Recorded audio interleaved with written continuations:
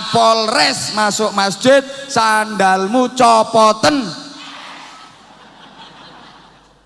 Ya jangan mentang-mentang jadi Kapolres masuk masjid nggak mau lepas sepatu, nyak diingetin nama takmir, Pak mohon maaf Pak seandainya dilepas. Nggak tahu kamu saya siapa. Diuklek sikile karo malaikat. Izin komandan, malaikat nggak kenal Kapolres, ndak, malaikat ndak kenal. Wong yang udah bintang aja nempel di pundaknya banyak banget ya, nggak diperhitungkan, apalagi baru melatih 2.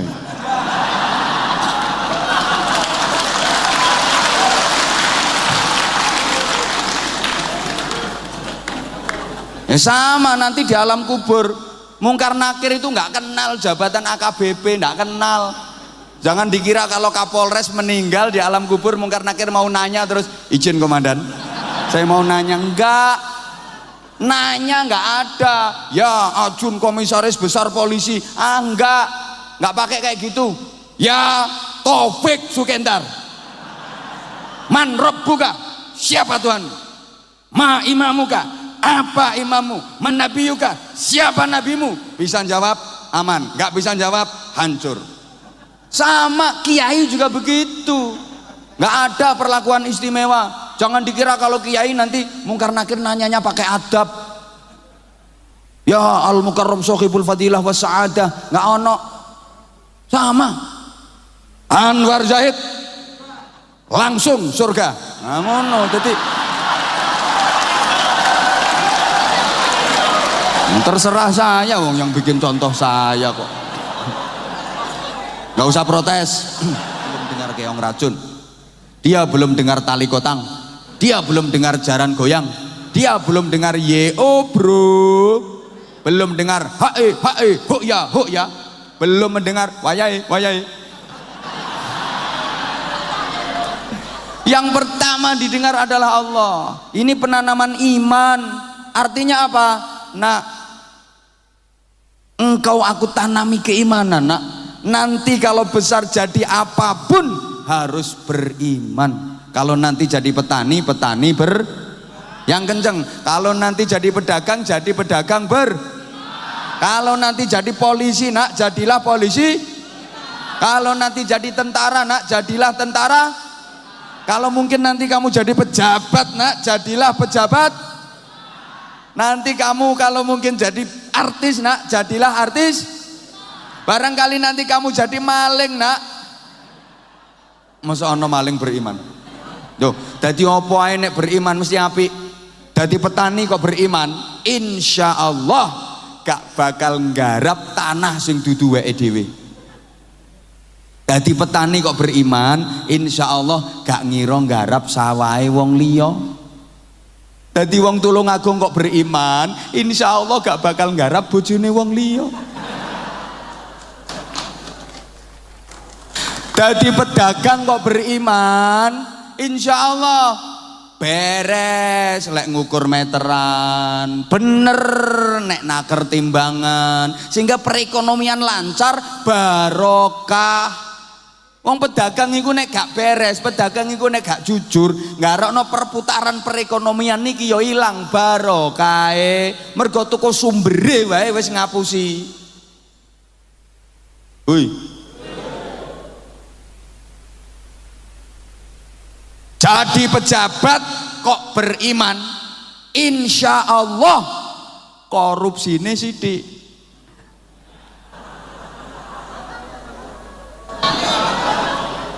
Lek gak korupsi babar pisan gak mungkin. Ngono lho. Nesu ya wis wonge. Tak baleni. Dadi pejabat kok beriman, insya Allah korupsine sithik. Ora korupsi babar pisan, orang ngandel. Ayo proteso.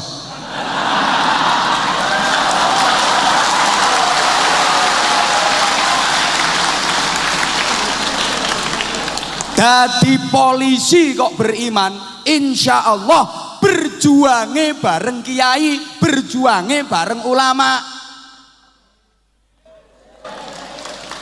Sapa muni praketek mau? Gak wedi ana Kapolres no kene.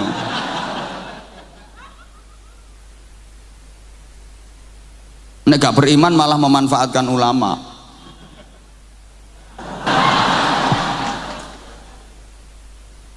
Wis to dadi opo wae lek beriman beres. Makanya nomor setunggal nih. Yang kedua iya ya. Iki lagi satu kok. Yang kedua terkait syariah. Kalau tadi akidah, yang kedua terkait syariat. Panjenengan lek krungu ana kata syariat, bayangannya mesti sing serem-serem, sing medeni. Kalau mendengar kata syariat itu bayangannya kan, wah ini aturan baku, aturan ketat, harus menjalankan begini begitu, harus melakukan ini itu, tidak boleh mengerjakan ini itu, tidak boleh melakukan begini begitu. Serem kelihatannya, padahal syariat itu punya watak satu. Iki dirungokke ora ta? Al-musawah bainan nas fi takalifil ahkam, bahwa semua manusia diperlakukan sama ketika berhadapan dengan hukum Allah. Tak baleni. Semua manusia diperlakukan sama ketika berhadapan dengan hukum Allah. Bukankah ini yang selalu kita perjuangkan? Namanya keadilan, namanya kesetaraan. Halo? Menungsoi kabeh podo di hadapan Allah. Ketika berhadapan dengan hukum Allah, semua manusia sama. Rasulullah Muhammad SAW ketika memerintahkan kepada umat untuk beramal, itu berlaku untuk semuanya, termasuk untuk putri tercinta Rasulullah, Sayyidah Fatimah Al-Batul.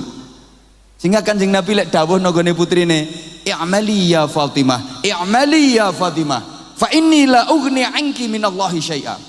Beramallah kamu wahai Fatimah, beramallah kamu wahai Fatimah, salatlah engkau wahai Fatimah, puasalah engkau wahai Fatimah, berzikirlah engkau wahai Fatimah, bersedekahlah engkau wahai Fatimah, karena aku bapakmu ini besok pada hari kiamat tidak akan mampu berbuat apapun atasmu, gak akan mampu membelamu pada hari kiamat. Iki putrine Kanjeng Nabi loh. Gak kok terus mentang-mentang putri Rasulullah terus ada jaminan. Wis tenang Fat, tenang, nyantai. Ning donya nyantai ae. Nanti di akhirat kalau ada apa-apa, kalau di akhirat nanti urusannya ruwet, kan ada papi. Enggak begitu Rasulullah, enggak. Bahkan Rasulullah bersabda, "Lau kanat Fatimah bintu Muhammadin sarakat," andaikan Fatimah putrinya Muhammad nyuri, aku sendiri Muhammad yang akan memotong tangannya. Coba kalau ini kita terapkan, subhanallah. Halo, kan kita mengharapkan di negara kita Indonesia ini tidak ada warga negara kelas 1, nggak ada warga negara istimewa, semua sama. Kita selalu mengharapkan hukum itu jangan seperti kapak, tajam ke bawah tapi tumpul ke atas. Halo, paham karepmu gak paham karepmu? Hari ini kita dikasih pelajaran berharga dari masjid. Kita belajar tentang kesetaraan dan kesamaan. Masjid memberikan pelajaran berharga kepada kita. Siapapun yang datang ke masjid ini diperlakukan sama, bahwa nilainya di hadapan Allah sama, tidak peduli. Ketua RT datang dan masuk ke masjid, sandalmu copoten T. Ketua RW mlebu masjid, sandalmu copoten. Yang kenceng yang banter. Lurah masuk masjid, sandalmu copoten. Kapolres masuk masjid, sandalmu copoten. Ya jangan mentang-mentang jadi Kapolres masuk masjid nggak mau lepas sepatu, nyak. Diingetin nama takmir, Pak mohon maaf Pak, sandalnya dilepas. Nggak tahu kamu saya siapa? Diuklek sikile karo malaikat. Izin komandan, malaikat nggak kenal Kapolres, ndak, malaikat nggak kenal. Wong yang udah bintang aja nempel di pundaknya banyak banget ya, nggak diperhitungkan, apalagi baru melatih 2.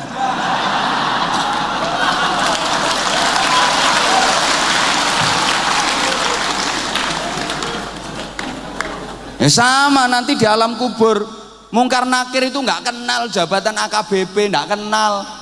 Jangan dikira kalau Kapolres meninggal di alam kubur mungkar nakir mau nanya terus izin komandan, saya mau nanya. Enggak, nanya nggak ada. Ya Ajun komisaris besar polisi, nggak pakai kayak gitu. Ya Taufik Sukendar, man rabbuka, siapa Tuhan? Ma imamuka, apa imammu? Man nabiyuka, siapa nabimu? Bisa jawab aman, nggak bisa jawab hancur. Sama kiai juga begitu, nggak ada perlakuan istimewa. Jangan dikira kalau kiai nanti mungkar nakir nanyanya pakai adab. Ya al mukarram sohibul fadilah was sa'adah, nggak ono. Sama Anwar Zahid langsung surga, nah ngono. Jadi terserah saya, wong yang bikin contoh saya kok. Nggak usah protes. Yang ceramah saya kok. No, jadi nggak usah pakai al-mukarram. Loh, ini kan simbol kebersamaan. Mohon maaf, dandim masuk masjid sandalmu copoten. Profesor masuk masjid sandalmu copoten. Sama kiai nggak usah dikit contoh. Wes jelas kiai gak tahu sandalan. Ngapunten bahwa derajat manusia sama, yang membedakan adalah iman dan takwanya. Binatang saja nilainya beda-beda kok. Sapi itu semakin banyak dagingnya semakin mahal, sapi itu semakin lemu semakin larang. Sorry sing lemu-lemu ojo tersinggung ya, saya bicara sapi loh, kayak sing lemu kok terus mereng-mereng ini lho gue. Rumah sana lek lungguh miring terus jadi langsing, ya panggal lemu. Makanya dilengen wong lemu kapan selfie gayane mesti miring. Nek orang ngono mesti manggone yang pinggir, rawani manggon tengah. Saya bicara sapi, sorry bu, sorry. Sapi, wis semakin akeh dagingnya, semakin larang, semakin lemu, semakin larang. Tambah gede, tambah lemu, tambah larang. Apa kabeh kewan ngono? Apa semua binatang seperti itu? Enggak. Nyatanya ono manuk cilik. Kok manuke sapa? Ya manuke wong. Manuk cilik, ungkil-ungkil. Dagingnya seberapa sih manuk itu? Dikit banget dagingnya. Tapi harganya bisa jauh lebih mahal daripada sapi sing lemu. Manuk perkutut, manuk-manuk sing biasa dienggo adu ngene. Sapi ro dagingnya lak sithik banget. Tapi harganya bisa jauh lebih mahal daripada sapi yang gemuk, karena burung nilainya bukan dari daging, burung dinilai dari suara. Kalau burung nilainya dari suara, kalau sapi nilainya dari daging, dari lemunya. Nah, kalau manusia nilainya dari apanya? Lemunya. Ono saingan karo sapi kono. Tokoh iman takwane. Ini syariat. Yang kedua, watak syariat niku at-tadrid fit tasyri', bertahap dalam memberikan peraturan perundang-undangan. Allahumma sholli ala Muhammad. Allahumma sholli ala Muhammad. Makanya memahami Islam itu harus komprehensif. Alah ngerti tagak tak omongi model ngene iki. Mempelajari Islam, memahami agama Islam itu harus kafah, harus utuh, jangan sepotong-sepotong. Nanti bisa-bisa salah faham, bahkan bisa menjurus kepada faham yang salah. Halo? Halo? Nek belum utuh belajar agama, jangan keburu berfatwa. Ngapunten, pahami secara utuh. Sorry ya, sorry. Kalau memahami Islam nggak secara utuh, itu seperti ada 3 orang buta yang dilepas ke kebun binatang. disuruh menilai tentang gajah. Ada 3 orang buta dilepas ke kebun binatang, disuruh menilai tentang gajah. Akhirnya ditanya setelah dia ketemu gajah. Orang buta pertama ditanya, apakah gajah itu? Dia menjawab, gajah adalah binatang yang tipis dan lebar kayak kipas. Kok jawab ngono? Soalnya sing dicekel kupinge. Maka dia jawab kalau gajah itu binatang yang tipis, ombo kaya kipas, mergo sing dicekel kupinge. Kata orang buta kedua, salah, goblok itu. Gajah enggak seperti itu. Gajah itu bunder cilik dawa. Karena yang dipegang buntutnya. Kata orang buta yang ketiga, wah ini dua-duanya bento, ini dua-duanya bodoh ini. Salah semua jawabannya. Gajah itu tinggi, besar, atos. Karena yang dia pegang kakinya. Woi, woi, ini orang yang belum tahu utuh, belum tahu gajah secara utuh, tapi sudah berani ngasih tahu kemana-mana gajah itu begini, gajah itu begini. Baru tahu tentang kuping gajah kok sok tahu tentang gajah. Baru tahu tentang buntut gajah kok sok tahu tentang gajah. Baru tahu kaki gajah kok sok tahu tentang gajah. Iki paham pora ya ngomong tak omongi model. Woi. Wong kadang belajar agama baru tekan kuping tok lho. Wis wani saudara-saudara.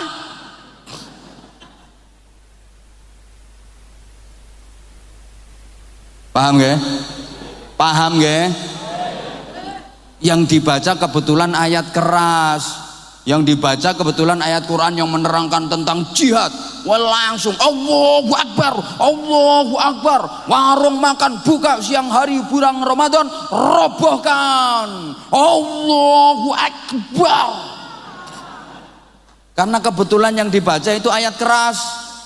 Dia nggak tahu tentang ayat-ayat kelembutan. Woi. Orang dikit-dikit marah, dikit-dikit emosional. Itu mungkin ngajinya baru sampai babul ghadab. Hoi. Ngajinya cuman sampai babul marah-marah. Padahal setelah itu ada lagi namanya babus sabri, bab kesabaran.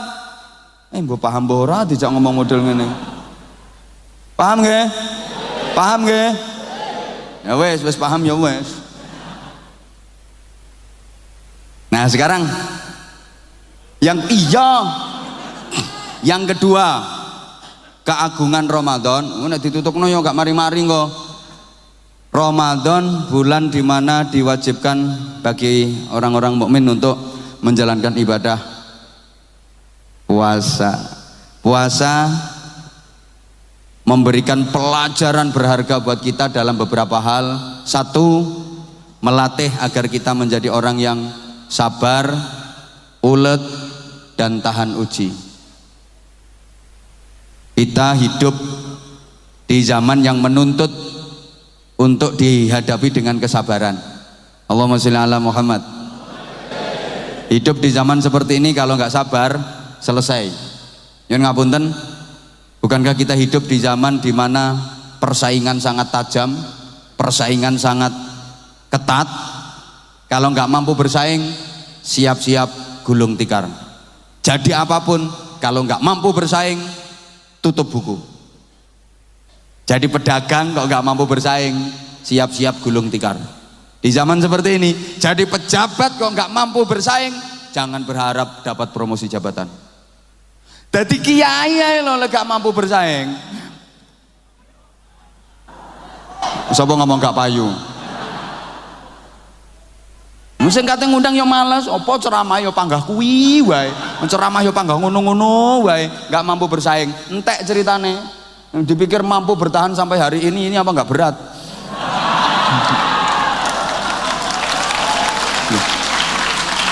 Harus mampu bersaing. Jadi opo ya harus mampu bersaing. Nah, karena kondisi semacam ini banyak orang yang enggak sabar.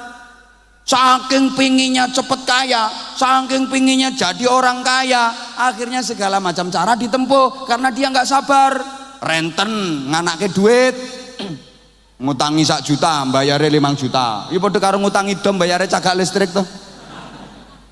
Nyolong, korupsi, macam-macam dilakukan. Nek perlu ternak tuyul.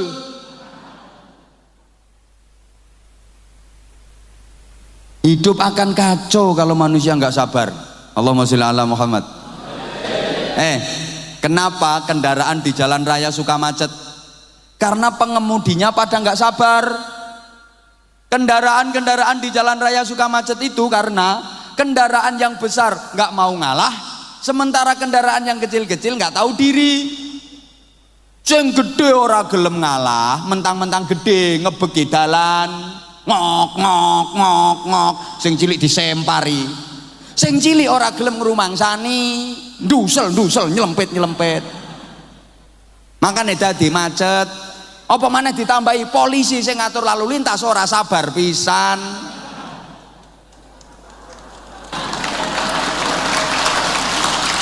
Ngapunten, nek lalu lintas macet suka diabaikan, jarke, tapi nek ana kecelakaan cepet-cepetan mergo ana duwite.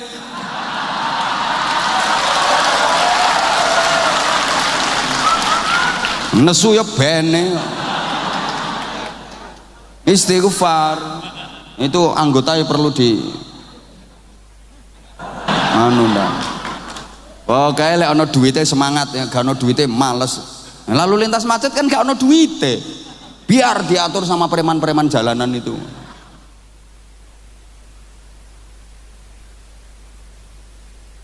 Kenapa antrian kok semrawut? Jamaah sekalian mohon maaf. Antrian sembako, antrian macam-macam, misalnya kayak gini antrian ngambil menu buka puasa. Kenapa kok kacau? Karena yang sudah dapat nggak mau minggir, yang belum dapat dorong-dorong kepengen cepet dapat. Sing wis entuk ora gelem nyingkrih mergo kepengen entuk meneh. Sing durung entuk leh jongkrok-jongkrok. Kalau kehidupan bermasyarakat seperti itu mesti kacau. Kenapa terjadi seperti itu? Karena nggak ada nilai kesabaran. Puasa mendidik kita agar sabar, selapar apapun, sehaus apapun, walaupun lapar melilit perut, walaupun haus mencekik leher, sebelum datang waktu maghrib jangan sentuh makanan, jangan sentuh minuman. Kita dilatih bersabar. Allahumma sholli ala Muhammad. Paham gak? Paham gak? Subhanallah, kalau soal kesabaran untuk manusia ini luar biasa. Coba kita bandingkan dengan makhluk yang lain agar kita tahu nilai kesabaran. Ada makhluk malaikat, ada makhluk binatang, ada makhluk manusia. Allah menciptakan makhluk namanya malaikat, dikasih akal tapi nggak dikasih nafsu. Ini malaikat. Allah menciptakan makhluk namanya binatang, kasih nafsu nggak ada akalnya. Allah menciptakan makhluk namanya manusia, lengkap, dikasih akal, dikasih nafsu. 3 ini saja mukobalahnya. Malaikat cuma dikasih akal, nggak dikasih nafsu. Jadi wajar kalau malaikat itu nggak pernah nakal, karena dia nggak punya nafsu. Jangan heran kalau malaikat itu selalu baik. Emang hidupnya malaikat itu disetting untuk menjalankan perintah. Kehidupan malaikat itu monoton. Ya wajar malaikat nggak pernah jelek, wajar malaikat nggak pernah nakal, karena nggak punya nafsu. Malaikat itu ngelihat ada masakan selezat apapun, makanan senikmat apapun, gak melet, gak kepingin. Ngelihat perempuan secantik apapun biasa, melihat bokong sesemok apapun biasa. Paling malaikat cuma ngomong, apa cuah wadah entut sak mono ambane wintute sak piro.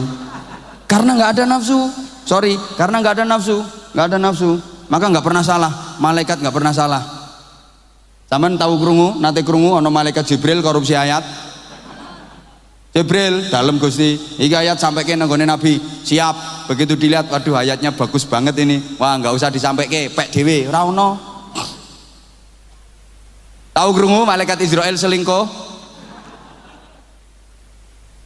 Malaikat Israel salah address dalam mencabut nyawa. Ini orang belum saatnya mati dicabut duluan, nggak mungkin salah. Malaikat Mikael gak mungkin salah bagi-bagi rizki. Kalau memang jatah rizki itu untuk Anwar Zahid, gak mungkin tiba nanggone profesor.